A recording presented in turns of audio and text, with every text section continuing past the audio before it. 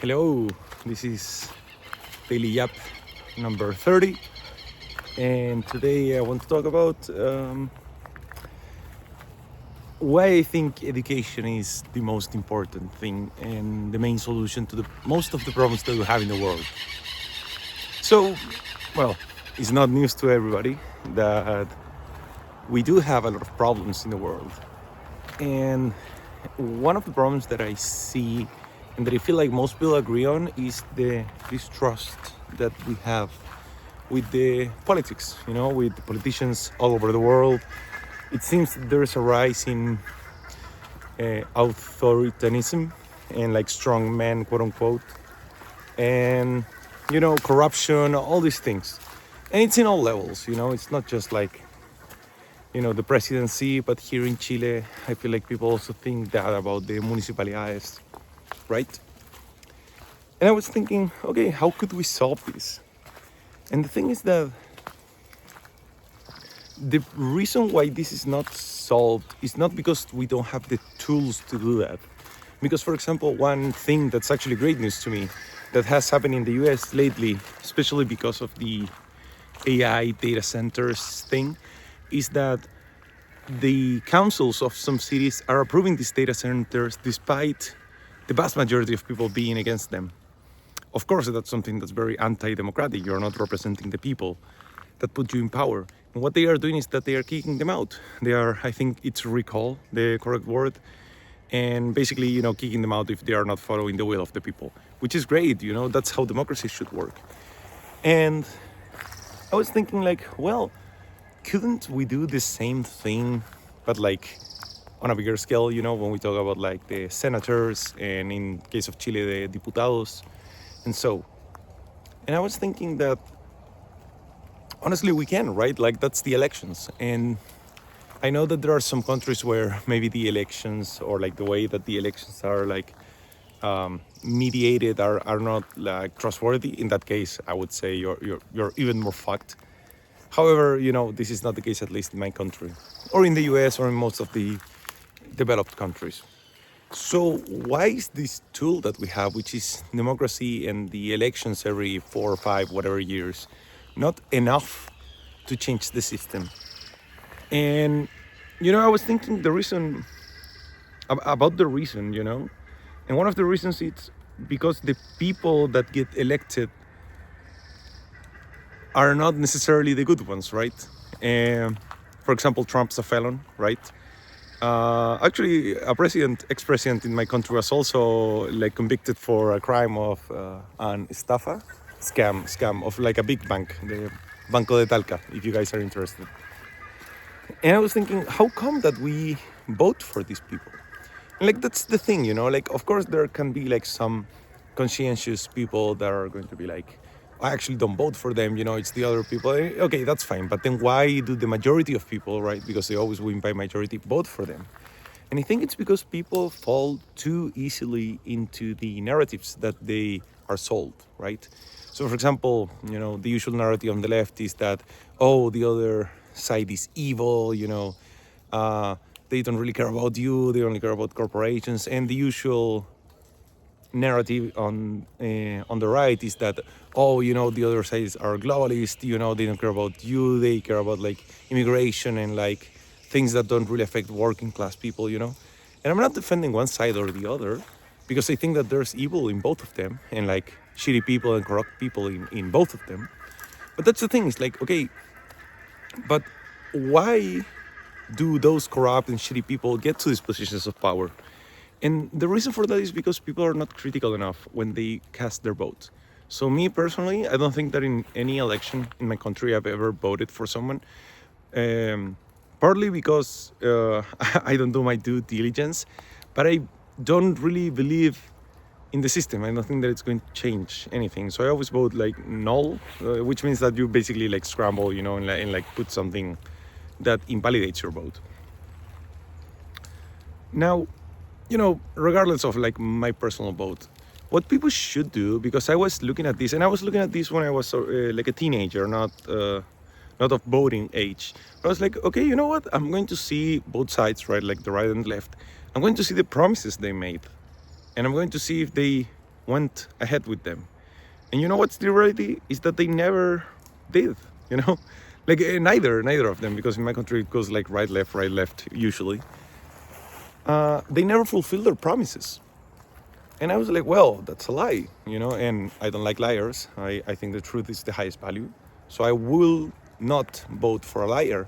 But the thing is that the liars were in both sides. And I was thinking, okay, but wait, this is weird. Like, they lost my vote. However, that doesn't happen with the majority of people. Why is this? And once again, I go back to the reason, like, people are not critical enough of, you know, the political class. And also they are not informed, you know, they fall into narratives, you know. They think that only because someone's from the right wing, the economy is going to be improved. And, you know, actually, currently in my country, there's a far right wing guy, and the economy has never been shittier in many, many years. So, like, that's clearly a lie. But the thing is that when I talk about this with, say, my mom, my uncle, you know, like the people around me, they don't really seem to adjust when what they thought or what they believed is wrong. And I think that's the deeper problem, honestly, you know, is that people can be shown the data, like in their face, you know. And I'm not saying like, oh, you know, I show you one study, you know, you should change your whole point of view and who you vote for. No, not at all. But at least at one point that they prove you that you were wrong, you should change that. And I was thinking, okay, but why? Like, you know, why this doesn't change? And that's when I go back, you know, to education. I think that we humans, you know, at the end of the day, we're animals. We're smart animals, yeah, but we're animals, you know. And as the animals that we are bound by a lot of our nature and like evolutionary traits, right? And one of the biggest evolutionary traits is that you tend to conserve energy. Now, what does this have to do with anything of what I'm saying? Well, the thing is that, you know, to search for truth and to adjust your worldview when you are proven wrong, and to like actually dig and like see, you know, who did this, who's like a trustworthy person when it comes to politics, or like learning about, you know, your civil duty as a citizen and all of this, that's something that requires effort. And by default, we are not meant to go for effort. Sure, there are some people that do, right? Because they like to, you know. And there are some people that like learning, so they do it naturally. But it's never going to be something that's going to be the most common around people. So, you know, a pretty clear counterexample of all of this is like, well, what about work? You know, work, you put a lot of effort, and most people do work.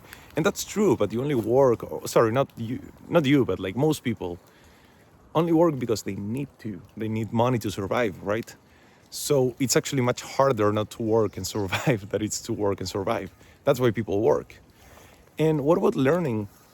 The one point in our life when the, I guess, path of least resistance, because that's what people usually go for, is to learn, is in school, right? Like in school, you're forced to be there as a kid, and you're forced to, you know, learn all these things because they're going to give you a test.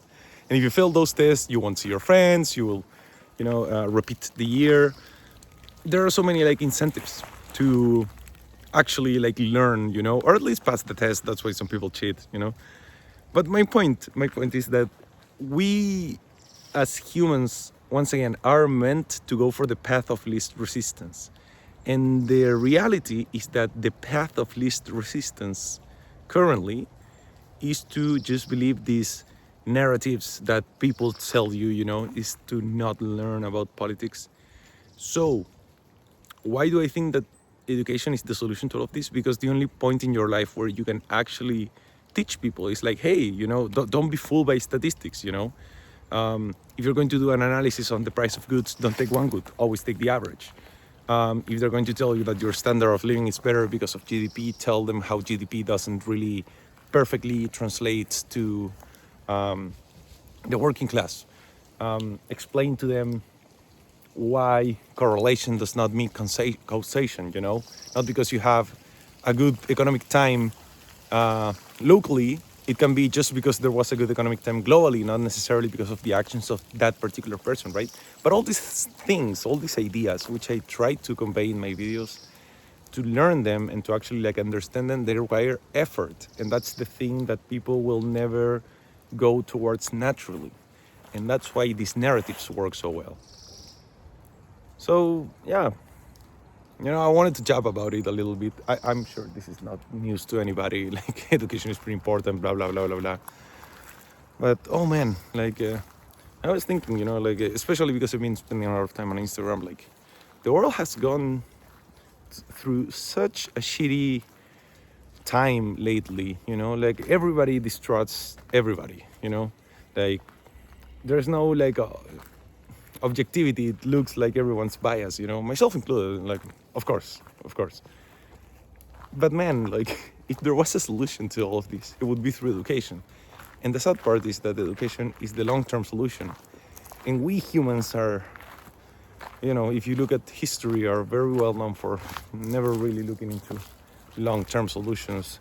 They just want the short-term solution, and the short-term solution is to believe the narrative that, oh, the immigrants take your job, or like, oh, taxes are bad, or whatever. It's like, man, we as humans we as collective humans lack so much perspective and understanding of things, and that's what's causing many of the problems in the world right now.